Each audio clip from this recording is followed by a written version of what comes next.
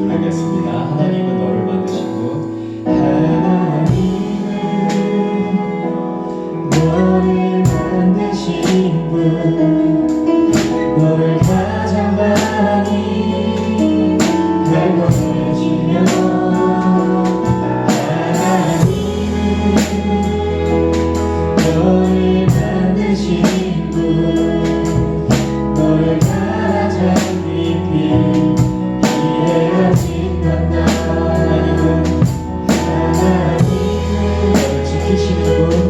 너를 지키시는 분, 너를 절대 포기하지 않으며, 하나님은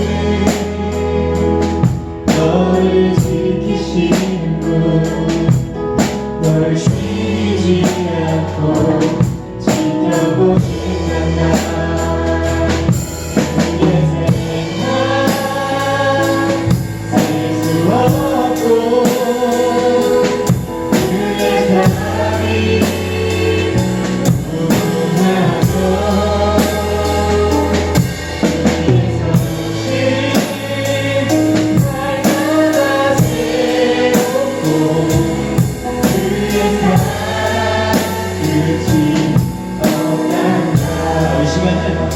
요청하는 거에 응해 주셨으면 좋겠습니다.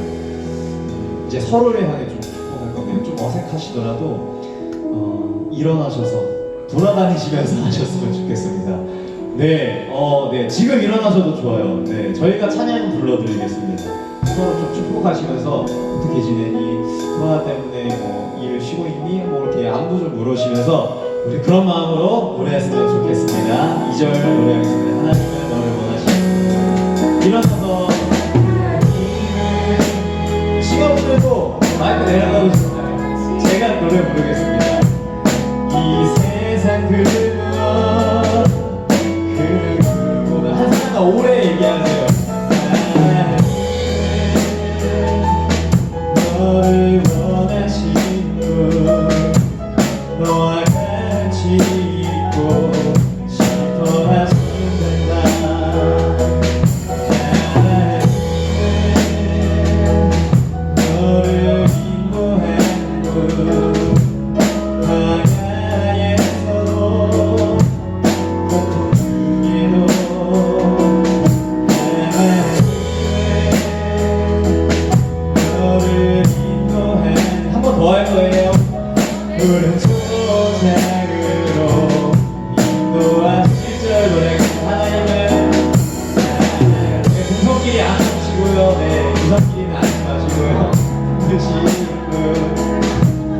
너를 가장 많이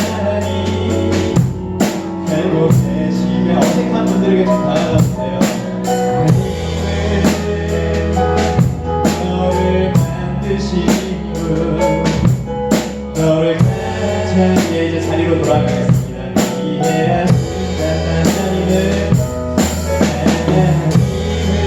너를 지키신 분,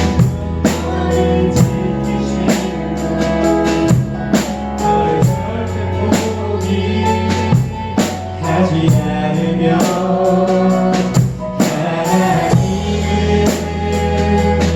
너를 지키신 분, 너를 쉬지 않고. 이번엔 하나님은 나를 만드신 분, 하나님은 나를 만드신 분, 나를 만드신 분, 나를 가장 많이 알고 계시며 알고 계시며, 하나님은 나를 만드신 분, 나를 가장 깊이 그의 생각을 섞고 그의 생각 셀 수 없고 그의 사랑이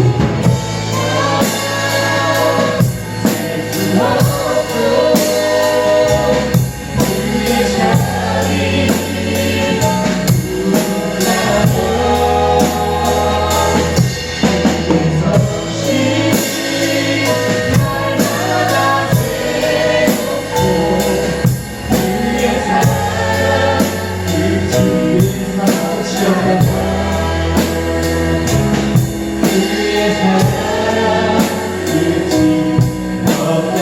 그의 사랑 끝이 없단다. 그의 사랑 끝이 없단다. 아멘. 주님 사랑 찬양합니다.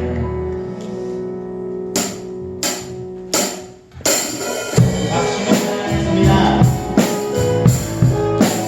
조금만 더 빠르게 신나게 찬양할까요?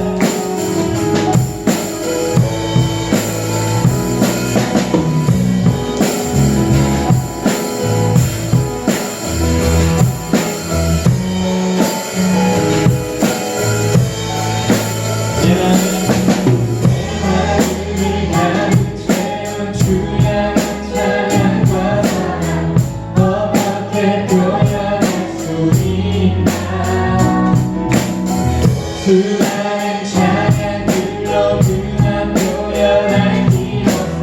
다시 고백한 다시 한번 내 마음을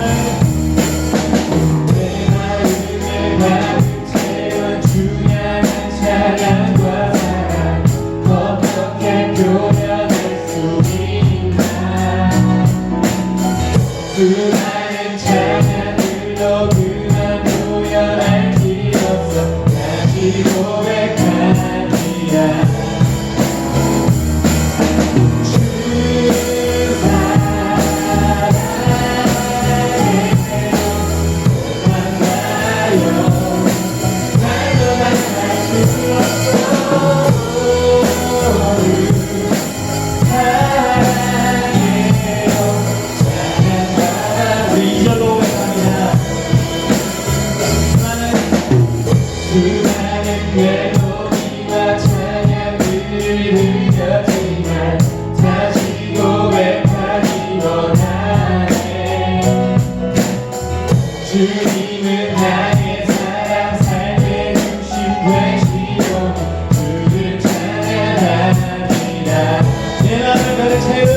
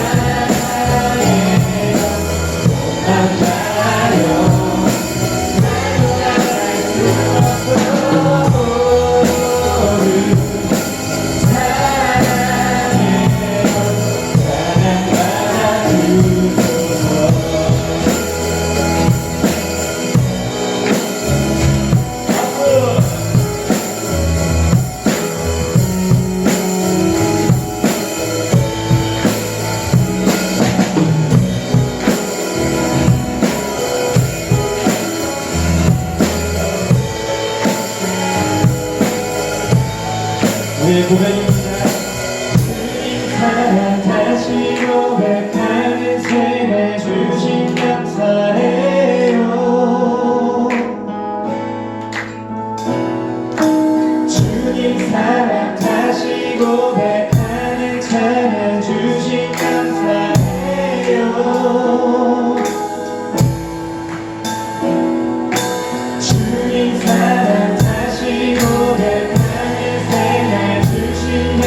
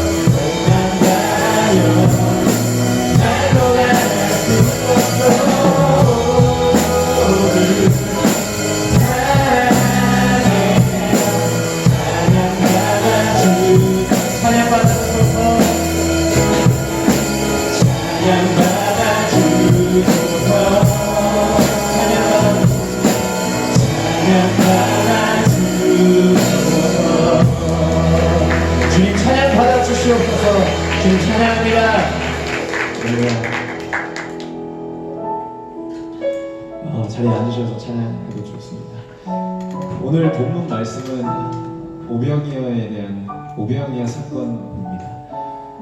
오병이어 사건에 대해서 그저 그냥 기적으로만 생각할 때가 많은데, 자세한 내막을 살펴보면 어린아이의 헌신이 어떻게 보면 예수님의 기적을 이끌어냈다고 할 수 있습니다. 다른 제자들은 예수님의 어떻게 보면 황당한 요구에 계산적으로 이 사람들 먹으려면요 얼마만큼의 도시락이 필요합니다, 얼마만큼의 양식이 필요합니다 하지만, 그때 그 순간에 어린아이 한 명이 작은 도시락을 갖고 옵니다. 그 작은 도시락은 너무나 볼품없었어요. 너무나 형편없었고 그저 몇 사람 먹이는데 그칠 정도의 양이었습니다. 그러나 그 어린아이에게는 그 도시락이 전부였습니다. 어린아이의 전부를 드린 이유가 뭘까 제가 찬양을 준비하면서 묵상을 해봤더니, 그 어린아이에게 예수님이 도시락보다 더 훌륭한 분이었어요. 훌륭한 것이었고, 그리고 예수님이 훌륭한 걸 떠나서 자신의 전부였기 때문에 도시락을 기꺼이 내드릴 수 있던 것입니다. 우리 이 찬양 부를 때 그 마음 가지고 찬양했으면 좋겠어요. 그저 하나님 제가 가진 거 드린다 이게 아니라, 내가 주님을 무엇보다 사랑하기에, 내가 주님을 무엇보다 내 전부라고 생각하기 때문에 내 도시락, 내 가진 것 기꺼이 드릴 수 있습니다. 이 마음으로 이 시간 찬양했으면 좋겠습니다. 다 같이 고백하겠습니다.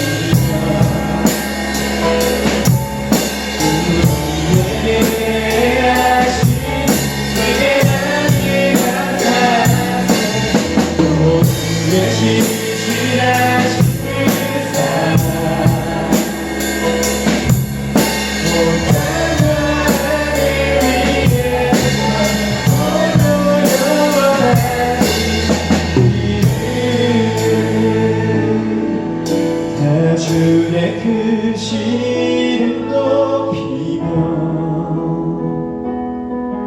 우리에게 행하신 위대한 일 감사하세. 오 주의 시시하신 그 사랑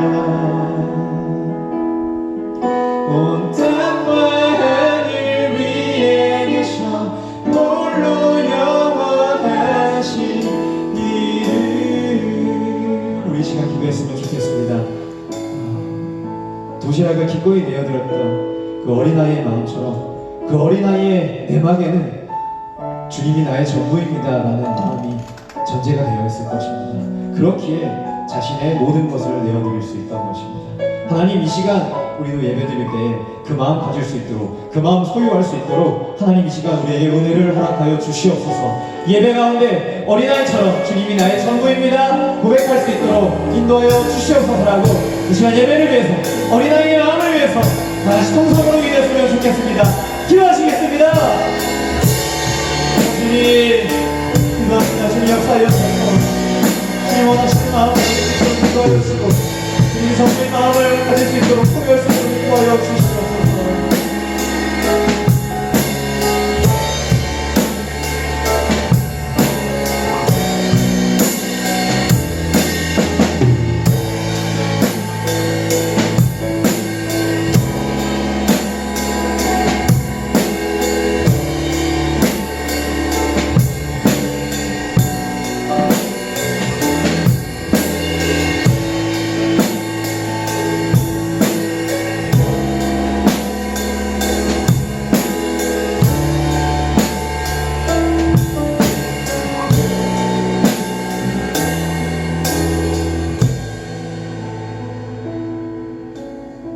많으신 주님, 오늘도 이렇게 예배의 처소에 나와 당신께 예배드릴 수 있게 하심을 감사합니다.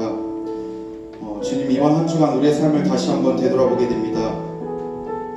내 입술로 주님을 찬양하는 것이 아닌 남을 비방하고 비판하고 판단하고 정죄했던 것들, 교만은 패망의 선봉이라 하셨는데 우리가 교만하거나 자만했던 것들, 영적인 음란, 육신적인 쾌락과 음란함에 무너졌던 순간들, 주님보다 내가 높아졌고 정결하지 못했던 순간들을 이 시간 회개합니다.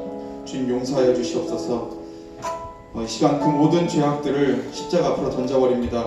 주님, 우리를 죄악의 결박이 끊어지게 하시며 죄의 구속으로부터 자유케 하여 주시옵소서. 이 시간 우리가 죄의 속박으로부터 자유해졌음을 주 예수 그리스도의 이름으로 선포합니다.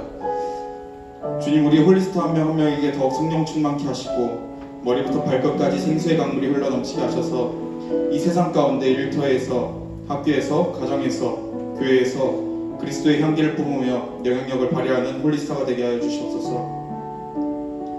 그 가운데 교만이 틈타지 않게 하시며 늘 겸손함으로 주 앞에 나와 오직 주님께만 영광 돌리는 자들이 되게 하여 주시옵소서. 주님, 우리의 연약함을 보시기보다 탁월함을 더욱 보시고 우리를 늘 사랑하시며 우리가 선한 길로 가게 하시는 주님, 당신을 더욱 찬양합니다. 그 어떤 말로도 표현해도 부족할 정도로 주님을 사랑합니다. 나의 왕 되시며 주인 되신 주님, 내가 전심으로 주님을 찬양하며 주님을 사랑합니다. 이 모든 말씀 나사렛 예수 그리스도의 이름으로 기도합니다.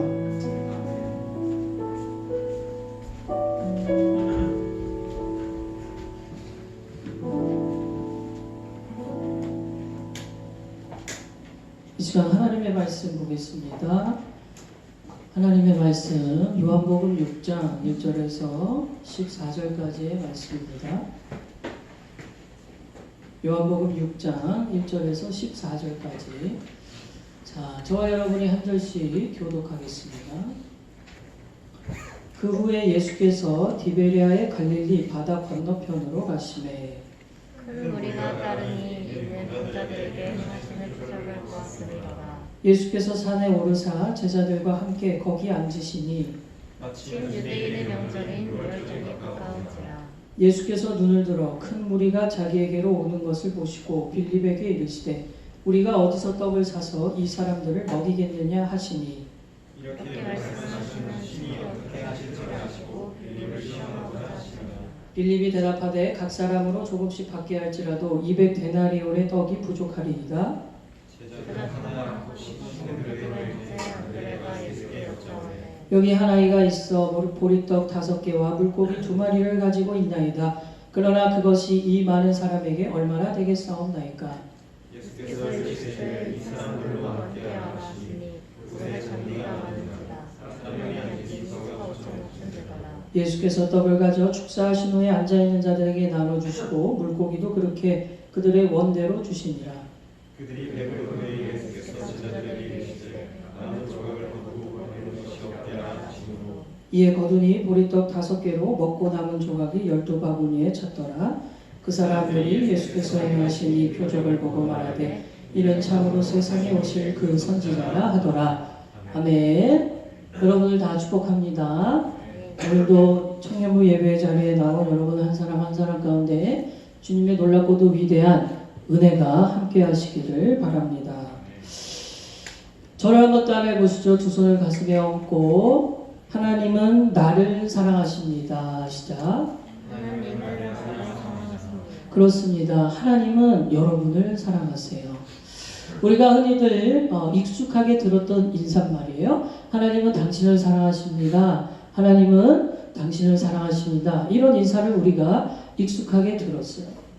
그러다가 보니까 이런 인사말에 대해서 굉장히 뻔한 이야기 또는 뭔가 이렇게 너무나 또 당연한 이야기로 들려질 수 있는데요. 여러분, 하나님은 진짜 여러분을 사랑하세요.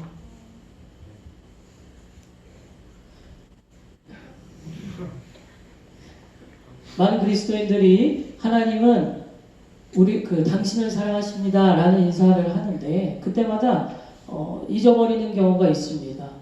하나님은 당신은 사랑하시는데 가끔씩 우리가 그 사람을 사랑하기 어려운 나의 모습으로 인해 자책하거나 절망하는 경우가 있어요. 하나님이 나를 사랑하신 것처럼 나도 그를 사랑해야 되는데 하나님이 이웃을 사랑하라고 하셨는데 나는 왜 이렇게 미운 사람이 있고 내 마음을 불편하게 만드는 사람이 있나? 그런 생각으로 인해 절망하는 적지 않은 사람들이 있습니다. 그런데 여러분, 그 이전에 절대 잊어버리면 안 되는 한 가지 진리가 있어요. 하나님은 당신을 사랑하시지만 하나님은 나도 사랑하세요. 여러분, 당신에 너무나도 초점을 맞춰서 내 자신을 자책하고 혼자서 막 이렇게 사랑하지 못하는 나의 모습으로 인해 절망할 필요가 없어요. 소위 그런 말도 있듯이 사랑은 받아본 자만 할 수 있다 라는 말이 있듯이 여러분 마음 가운데 하나님의 사랑으로 가득 차면요, 먼저 여러분이 하나님의 사랑을 입으면요, 그 사람 사랑하는 거는 자동적으로 되는 거예요. 그러니까 여러분 먼저 하나님이 나를 사랑하신다는 그 진리가 우리 마음 가운데 있어야 돼요. 하나님은 나를 사랑하세요. 한 번 더 따라해 봅시다. 우리 두 손을 가슴에 얹고 여러분에 대해서 소중한 마음을 가지면서 하나님은 나를 사랑하세요. 시작. 하나님은 나를 사랑하세요. 이 사실을 잊지 않은 우리가 되길 바랍니다. 이것이 우리의 정체성이에요. 오늘 함께 읽은 본문은 예수님께서 디베레아 갈릴리 바다 건너편으로 건너가셨을 때의 이야기입니다. 여러분 여기에 갈릴리 바다라고 표현이 되어 있는데 사실 건너편이 보일 정도로 희미하게 보일 정도로 그저 그냥 바다라고 말할 수 없는 조금 큰 호수예요. 근데 이스라엘 사람들은 우리나라의 강원도만한 땅덩어리라서 굉장히 좁은 영토를 가지고 있기 때문에 조금만 크면 다 바다라고 그래요. 사실 바다는 수평선이 보여야 되잖아요. 건너편이 보이면 그건 바다라고 할 수가 없어요. 근데 이 갈릴리 호숫가를 가면요, 건너편이 어느 정도 보일 정도의 그냥 좀 큰 호수예요. 그렇기 때문에 예수님께서 갈릴리 바다를 건너 가셨다는 이 이야기는 배를 타고 금방 갈 수 있는 거리라는 얘기예요. 근데 오늘 본문을 보니까 2절에 큰 무리가 따릅니다. 큰 무리가. 이는 병자들에게 행하시는 표적을 보았기 때문이라고 이야기를 해요. 그러니까 예수님의 임의도 병자들을 낫게 하고 귀신 들린 자를 고치게 하시는 그 이야기가 사람들 사이 가운데 소문이 퍼진 겁니다. 그래서 예수님이 어디를 가시든 다 쫓아다니는 거예요. 큰 무리가 따라서 큰 무리가.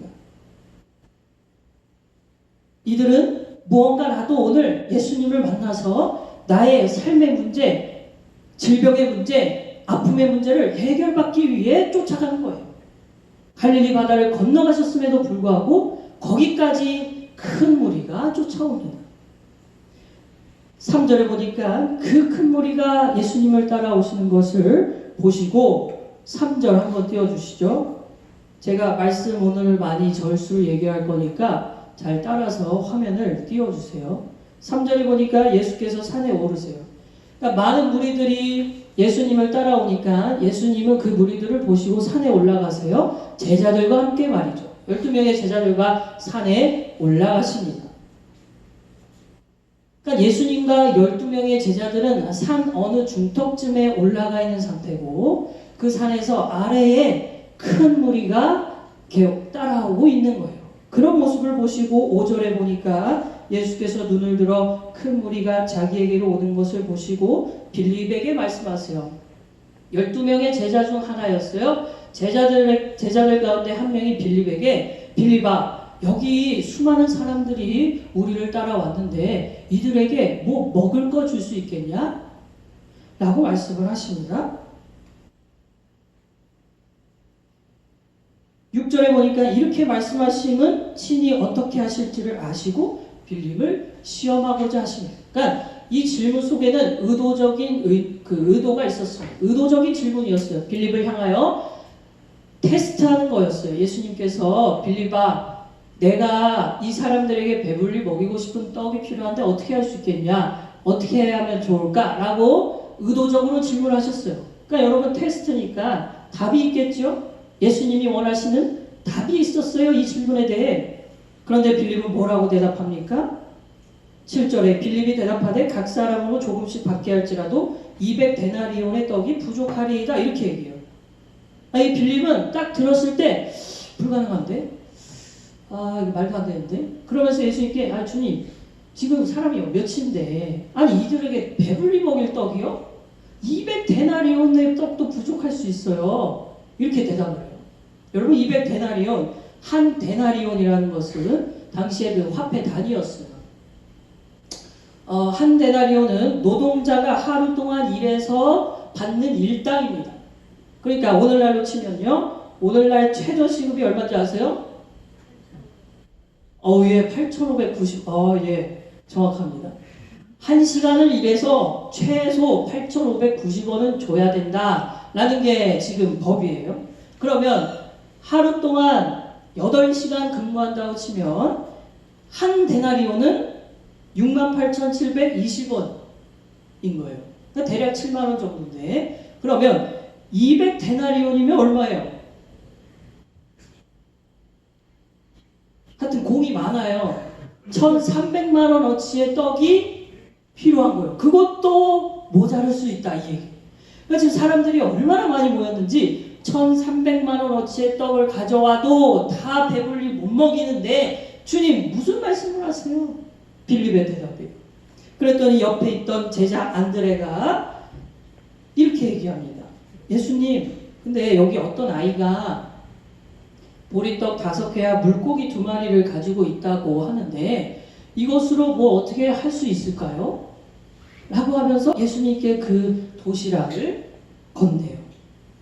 그랬더니 예수님께서 말씀하십니다. 사람들로 앉게 해라. 동그랗게 이렇게 3, 4, 5 모여서 거기에는 잔디가 많았기 때문에 이렇게 앉게 하십니다. 그리고 하늘을 우러러 이 보리떡 5개와 물고기 2마리를 축사하시고 제자들로 하여금 사람들에게 나눠주게 했는데 보리떡이 5개였잖아요? 근데 5개가 다 떨어지기 전에 또 생기는 거예요. 물고기가 2마리였잖아요? 물고기가 2마리가 떨어지기 전에 또 생기는 거예요. 그래가지고 그 자리에 있는 사람들을 다 배불리 먹이고도 12바구니가 남게 되는 기적을 행하세요. 이 기적을 본 사람들이 와, 이분은 정말 진짜 선지자시구나 라는 찬양을 합니다. 여러분, 너무나도 유명한 오병이어의 기적, 이 내용이 오늘 함께 읽은 본문 말씀이에요. 여러분, 그런데 오늘 말씀 2절에 보면요, 큰 무리가 예수를 따랐다고 했어요. 큰 무리가. 그러니까 이 큰 무리라는 것은 자기의 문제를 가지고 그저 예수님을 만나 해결받고 집에 돌아가면 끝인 무리들이에요. 큰 무리들이 자기의 삶의 문제, 질병의 문제, 아픔의 문제, 직장의 문제 여러 가지를 가지고 와서 예수님께 해결받으려고 왔는데 12명의 제자들은 산에 조금 올라가서 예수님과 함께 있었어요. 그러니까 큰 무리는 문제 해결받고 집에 돌아가면 끝인 사람들이고 제자들은 자기의 생계를 포기하면서까지 자기 인생을 다 주님을 따르는 일에만 드리기로 작정한 12명의 제자들이 같이 있는 거예요. 그런데 보세요. 주님은 제자에게 질문하세요. 그것도 의도적으로. 빌립에게 이들을 먹일 수 있는 방법이 있느냐 물으셨는데 빌립은 예수님이 원하시는 대답을 하지 못합니다. 이런 와중 가운데 놀라운 것은 한 아이가 등장하죠. 이 아이는 제자도 아니었어요. 제자들은 예수님과 매일같이 동고동락하면서 예수님이 무엇을 좋아하시고 예수님이 어떤 분이시고 예수님이 몇 시에 주무시고 몇 시에 일어나시고 언제 식사하시고 다 알고 있는 제자들, 매일같이 주님과 함께 시간을 보내는 그 제자들은 예수님의 대답의 의도도 파악 못했는데 한 아이가, 제자도 아닌 한 아이, 그저 문제 해결 받으려고 온 큰 무리 가운데 있던 한 아이가 자기의 도시락을 주님께 드렸더니 놀라운 역사가 일어나게 돼요. 여러분, 이 오늘 말씀을 보면서 우리가 깨달을 수 있는 것이 무엇일까요? 예수님을 아는 것과 예수님을 믿는 것은 전혀 다른 문제라는 거예요. 제자들은 예수님을 누구보다 잘 알았습니다. 너무나도 잘 알았어요. 심지어 예수님이 어떤 분인지도 알았어요. 베드로 같은 경우 예수님은 그리스도시요 하나님의 아들이라고 고백할 정도의 그분이 누구인지 아는 이들은 결정적인 순간에 주님을 믿지는 못했어요.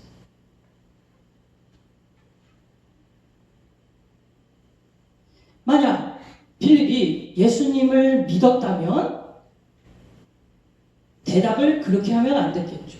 지금 예수님은 돈 얘기하자는 게 아니었어요. 지금 예수님은 얼마가 필요하냐 이걸 물어보신 게 아니었어요. 적어도 제자라면, 주님을 아는 제자라면 예수님께서 빌립을 향하여 빌립아 어떻게 하면 좋겠냐 했을 때 주님이 하세요.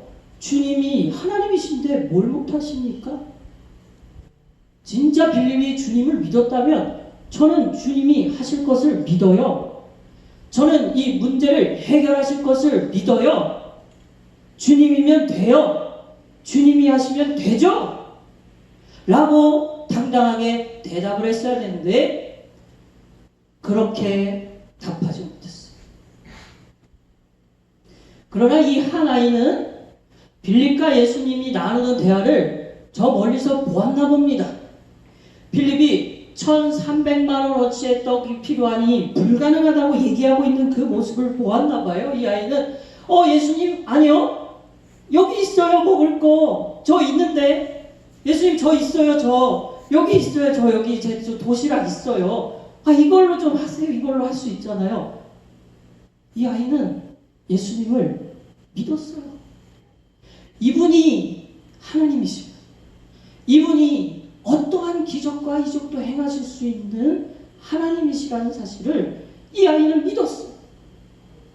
그래서 보리떡 5개, 물고기 2마리, 이거는 그냥 아이가 한 끼 먹을 정도의 도시락이에요. 한 끼 그냥 때울 수 있는 도시락.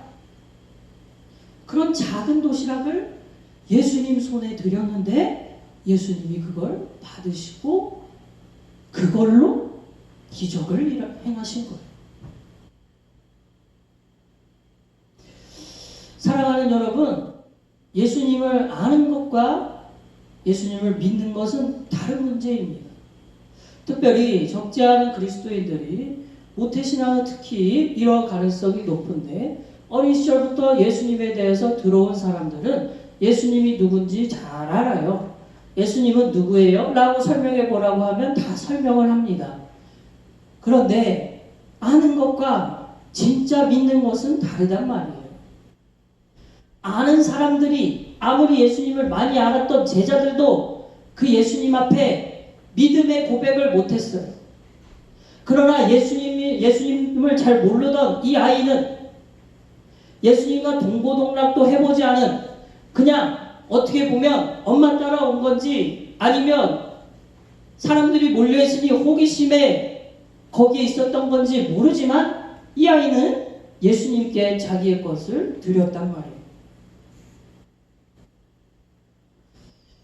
저를 포함하여 우리는 저도 그런 경우가 많은데 예수님을 믿는다고 하면서 결정적인 순간에는 그분을 내 생각대로 믿는 경우가 있어요.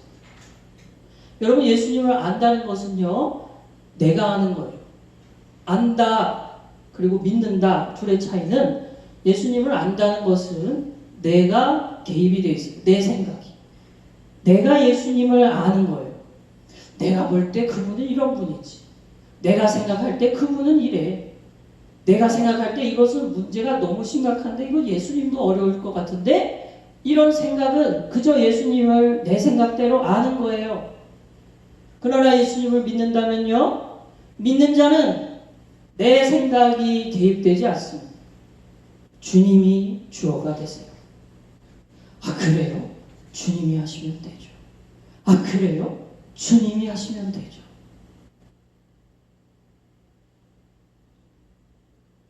그래서 주님을 믿는 사람들은 위기의 순간을 만나고 고난을 앞에 처했을 때 그 상황이 고민이 되거나 두렵지 않습니다. 오히려 기대의 현장이 돼요. 기대가 돼요.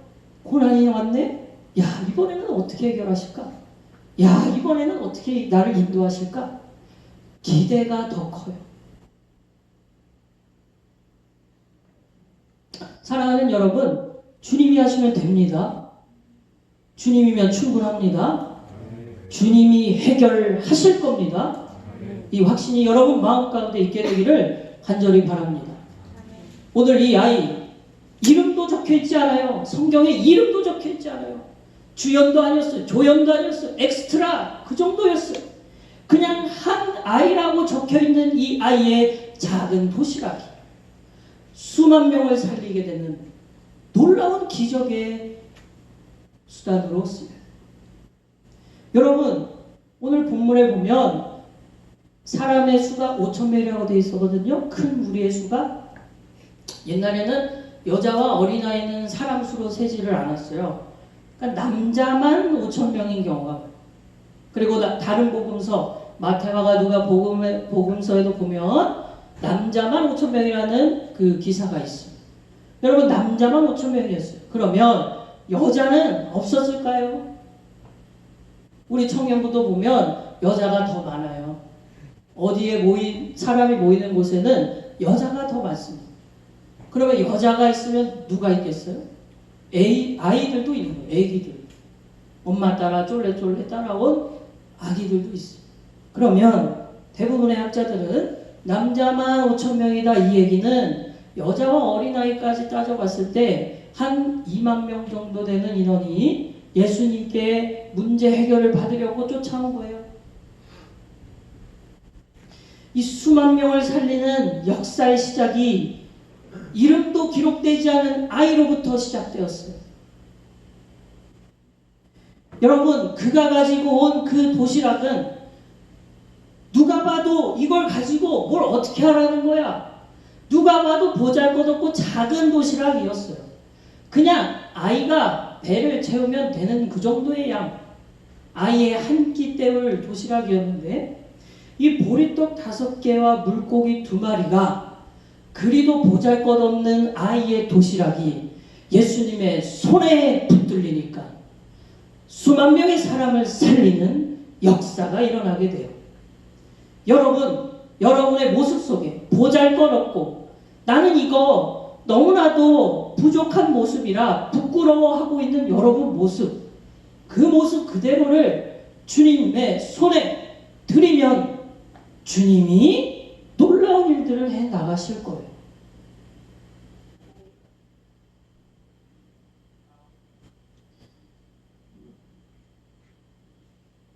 누군가에게 자신 있게 내가 나온 학교의 이름을 말하지 못해도 괜찮습니다.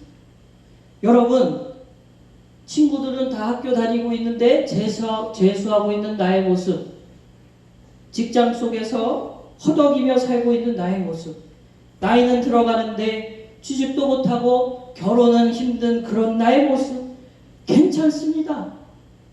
그 모습 그대로 주님 손에 드리면 주님이 놀라운 일들을 행하실 거예요.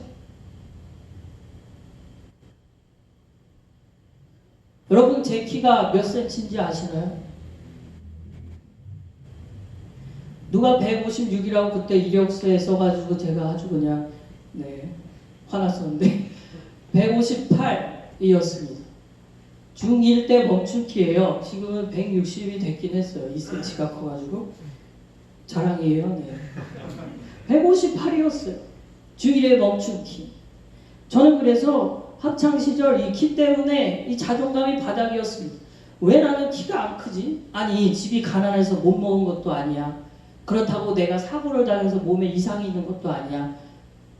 내가 일부러 안 먹는 것도 아니야. 왜 키가 안 클까? 체육시간 되면 남자들과 어울릴 수가 없었습니다. 제 또래 애들은 점점 키가 커요. 옛날에는 아는 분들도 많이 있겠지만 맨 앞에 이제 키수도로 쓰면은 맨 앞에 서요. 진짜 이게 너무 싫은 거예요. 그리고 제 여동생이 있거든요. 이 여동생은 어떻게 된 게 저보다 키가 작은 적이 없어요. 맨날 커요. 항상 커요. 지금도 커요. 언제나 커요. 그래서 사람들이 오랜만에 저를 만나면 누나 어딨냐요? 누나. 아니, 내가 오빠야. 내가 오빠라고. 진짜. 누나 어딨냐? 진짜 이게 화가 났어.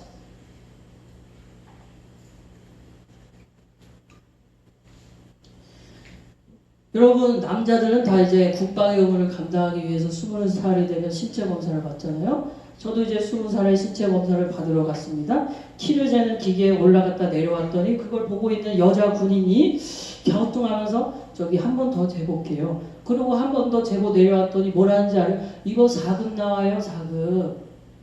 뒤에 다 서 있어요, 남자들이. 얼마나 화가 나던지. 야, 내 이렇게 오장육부 튼튼한 사람이 또 어디 있다고 키 때문에 군대도 못 가고 이게 무슨 4급 나왔어요, 4급. 제가 이제 키 때문에 너무 자존감이 떨어지는 거예요. 하나님한테도 원망 많이 했습니다. 하나님, 왜 저 키가 안 커요? 하나님, 잘못 지으신 거 아니에요? 좀 다시 한번 생각을 좀 해주시라고. 요새도 26인데 제가 길거리 다니면 애 취급을 해요. 막 반말을 하고. 아니 왜 외모를 보고 애라고 생각을 하는지 저 혼자만 생각하고 다녀요. 이게 저에게는 콤플렉스. 너무나도 힘들었어요. 늘 제 자신을 학대했습니다.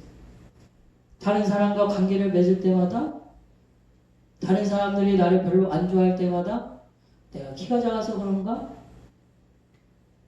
라는 생각 때문에 괴로운 시간을 보냈어요. 근데 어느 날 하나님의 말씀이 제 안에 들어오기 시작하고 하나님이 주신 비전이 깨달아지기 시작하면서 저는 이 모습 그대로를 하나님 앞에 인정했습니다. 네, 주님, 저 키가 작아요. 주님, 저 키 작아요. 그런데도 저를 쓰실 수 있으시겠어요? 제 모습 그대로를 주님 손에 올려드렸어요.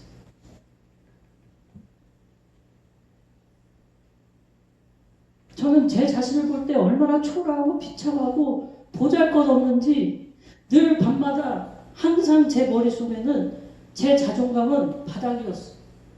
늘 내 자신을 학대하며 그렇게 하루하루를 보내고 내 자신을 사랑하는 것은 도저히 배워보지도 못했어요.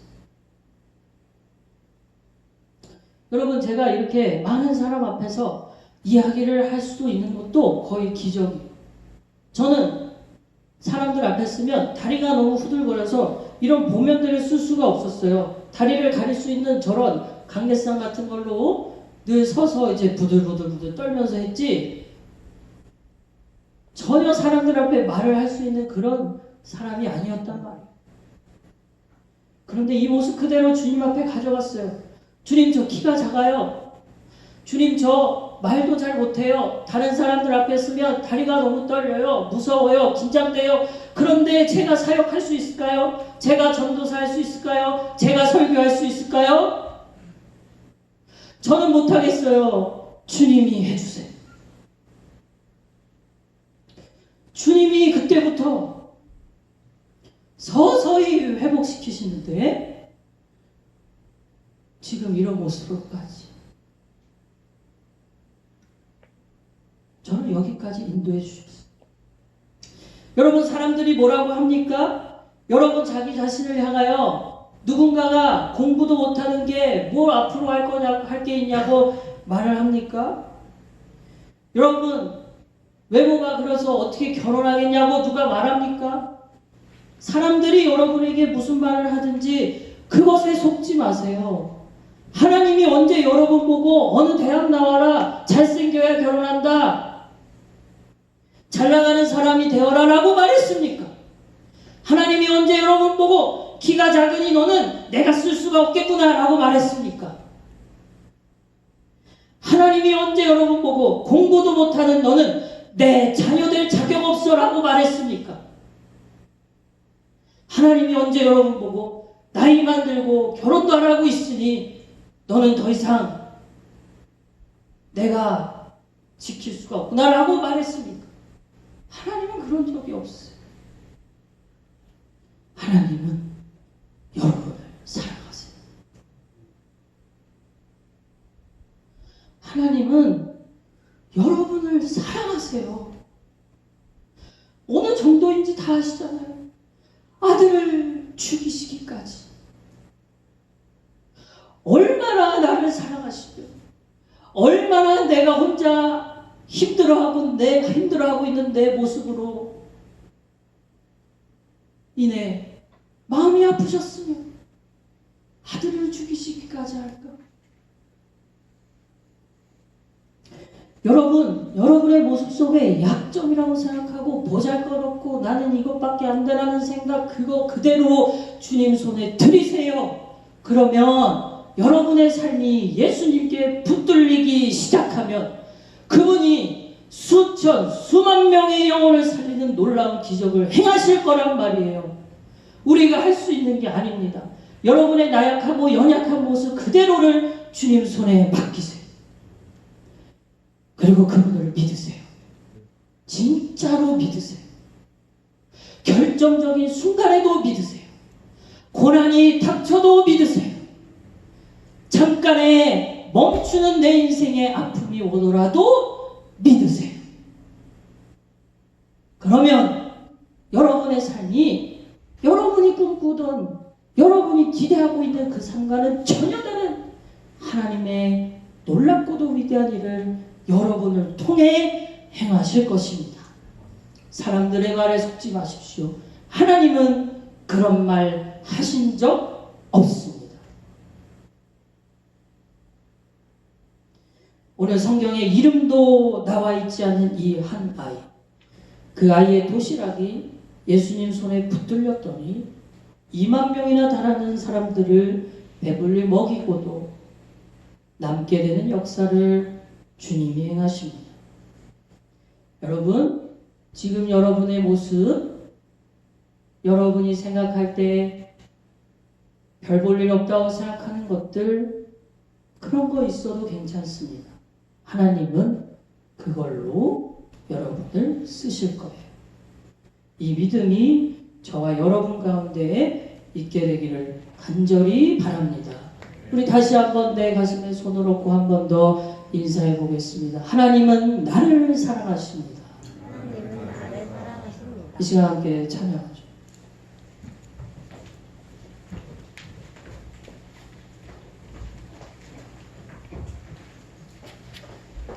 하나님은 너를 만드신 분, 이 찬양 우리가 함께 하길 원하는데요. 이번에 함께 찬양할 때는 가사를 좀 바꿔서 하나님은 나를 만드신 분, 여러분 두 손을 가슴에 얹고 하나님은 나를 만드신 분, 이 찬양하면서 우리 나아가겠습니다.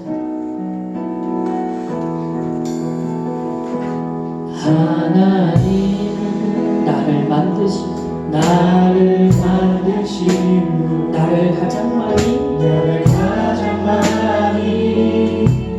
알고 계시며 하나님은 나를 만드신 분,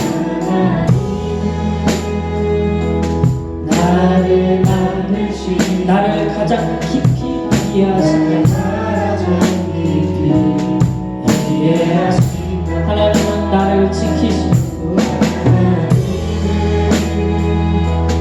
나를 절대 포기하지 않으세요. 나를 절대 포기하지 않으며 하나님은 나를 지키시는 분, 나를 쉬지 않고 우리 이적으로 하나님은 나를 원하시는 나를 원하세요. 이 세상 그 무엇 하나님은 나를 원하세요.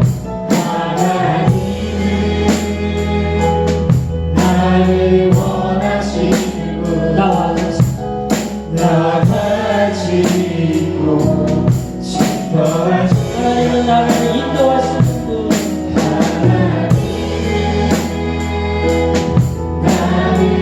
그곳에 광야라도 폭풍이라도 광야에서도 폭풍 중에도 하나님은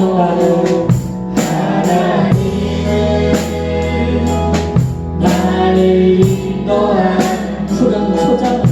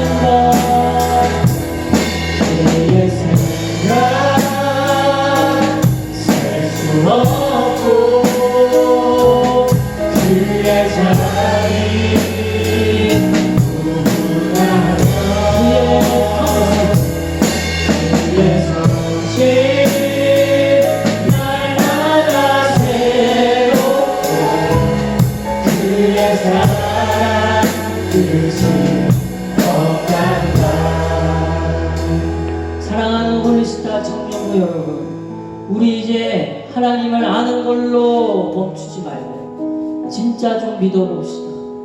그분이 여러분의 삶을 인도하실 것입니다. 그분이 여러분과 함께 하시니, 그분이 여러분이 생각할 때, 여러분 자기 자신도 생각할 때 보잘것없고 연약한 모습이 있다 하더라도 그것으로 여러분을 사용하실 것입니다. 믿읍시다. 진짜 믿읍시다.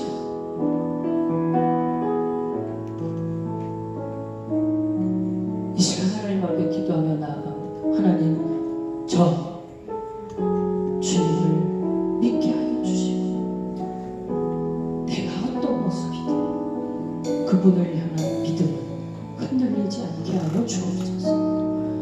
이 시간 다같이 두 눈을 감고 하나님을 향하여 집중하며 여러분의 입술을 열어 다같이 기도하며 나아갑니다. 기도합니다. 사랑과 내가 말했으나 나의 삶의 연장 속에서 이런저런 모습으로 인하여 내가 힘들고 어렵다 하더라도 내가 주님을 믿고 내가 지금 상태가 어떤 주님을 향한 믿음은 보이지 않고 하나님께서 별볼일 없고 어디 좋은 데로 나오는 거 아니고 좋은 사람들 많이 아는 걸 아는데 주여 그러나 나에게 주님이 있습니다. 주님 나에게는 주님이 있습니다. 주님이 나십니다. 주님의 손에 나의 삶을 맡깁니다. 주여 내가 무엇을 해야 될지 어떤 삶을 살아가야 될지 지금 저를 살아주옵소서.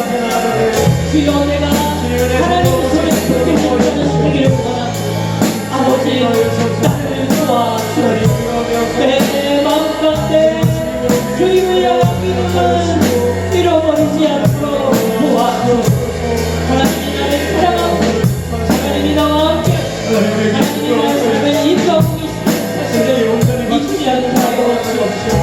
오늘 이름도 없이 빛도 그저 한 아이가 주님 그를 보시라 놀라운 기적의 결정을 만들어 주님 손에 붙들려 하나님께 쓰임받는 자가 되고 싶습니다. 아버지 나를 사용하여 주옵소서. 그의 생각 그의 생각 셀 수 없고 그의 사랑이 무궁하며 그의 성실 날마다 새롭고 그의 사랑 끝이 그의 생각 그의 생각 셀수 없고 그의 사랑이 무궁하며 그의 성실 날마다 새롭고 그의 사랑 끝이 없단다. 사랑하는 여러분, 하나님은 우리를 지으셨어요. 그렇기 때문에 하나님은 나보다도 나를 더 잘 알고 계세요. 하나님이 어떤 분인지 아세요? 여러분과 늘 함께하길 원하세요. 여러분의 삶의 자리에서 하나님은 여러분과 대화하길 원하세요. 여러분이 잠에서 일어나 먼저 하나님께 이야기를 꺼내기를 원하세요. 여러분이 학교 갈 준비를 하고 직장에 갈 준비를 할 때 하나님은 여러분과 대화하길 원하세요. 여러분이 점심시간에 식사를 할 때 하나님은 여러분과 식사하길 원하세요. 여러분이 학업의 일들로 인해 직장의 일들로 인해 힘겨워할 때 하나님은 나에게 그 힘든 얘기를 좀 해달라고 그러고 계세요. 여러분이 힘들고 지친 몸을 이끌고 집에 돌아와 침대에 누워 하루의 일과를 피곤 가운데 보내고 있을 때 하나님은 오늘 무슨 일이 있었어? 오늘은 어땠어? 오늘 난 너랑 대화하고 싶었는데 지금이라도 나랑 얘기하면 안 되겠니?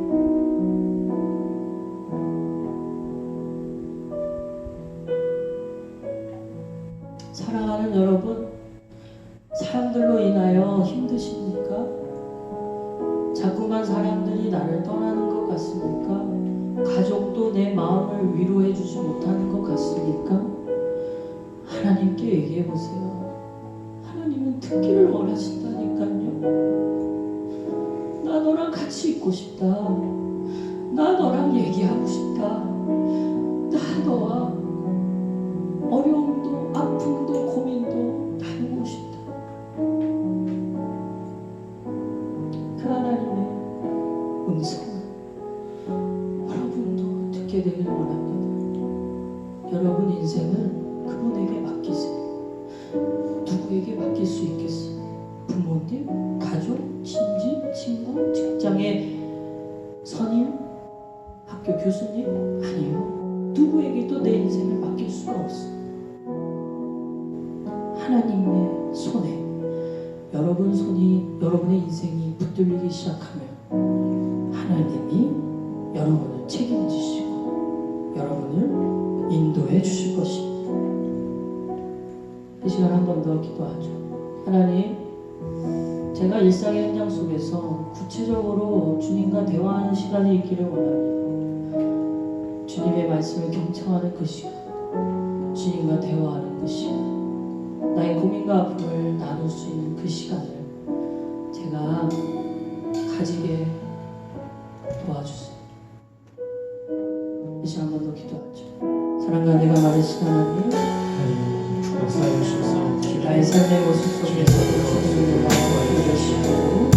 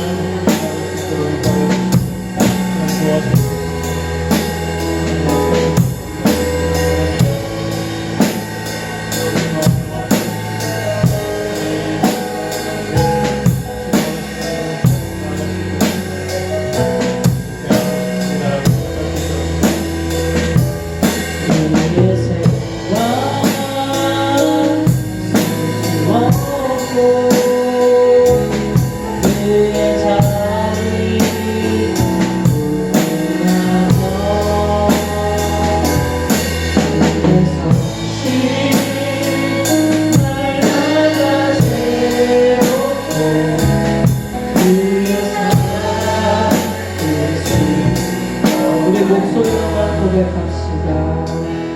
그의 생각 셀 수 없고 그의 자리 무궁하며 그의 성실 날마다 새롭고 그의 사랑 끝이 사랑과 내가 말하신 하나님, 내 인생이 내 맘대로 되지가 않습니다. 왜 나는 이 모양이지요? 왜 나는 이것도 못하고 있는 거죠? 너무너무 힘이 듭니다. 남들은 다 잘 사는 것 같고 저만 비참한 삶을 살고 있는 것 같습니다. 하나님, 저 좀 도와주세요. 제가 하나님을 온전히 믿을 수 있도록 도와주세요. 정말 하나님께 내 인생을 다 바쳐버릴 수 있는 믿음을 주세요.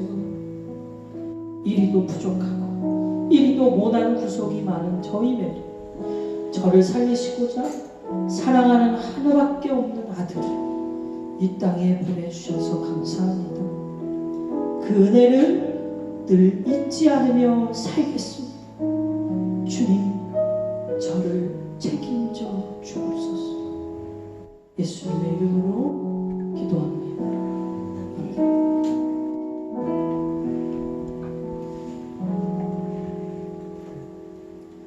이 시간 우리 다 함께 헌금 찬양하겠습니다.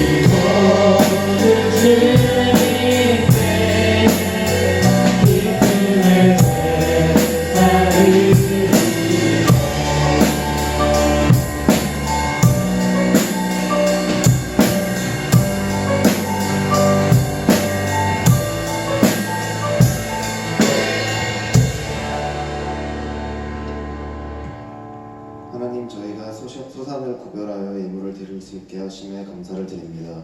만물이 주께로부터 나와 주님께 돌아가니 홀로 영광받아 주시옵소서. 저희가 정성껏 드린 예물을 기뻐 받아 주시옵고 이 예물들이 거룩하신 당신의 이름과 의와 나라를 위하여 쓰여지게 하여 주옵소서. 감사드리며 우리 주 예수 그리스도 이름으로 기도드립니다. 아멘. 자, 우리 다 같이 일어나서 파송 찬양합니다.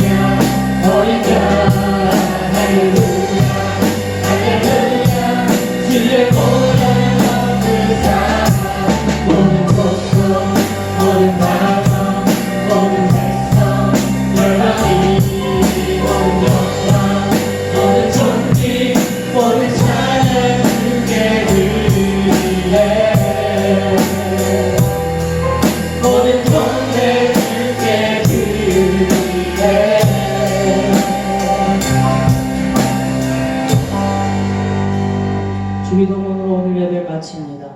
하늘에 계신 우리 아버지여, 이름이 거룩히 여김을 받으시오며 나라가 임하시오며 뜻이 하늘에서 이루어진 것 같이 땅에서도 이루어지이다. 오늘날 우리에게 일용할 양식을 주시옵고 우리가 우리에게 죄 지은 자를 사하여 준 것 같이 우리의 죄를 사하여 주시옵고 우리를 시험에 들게 하지 마시옵고 다만 악에서 구하옵소서. 나라와 권세와 영광이 아버지께 영원히 있사옵나이다. 아멘.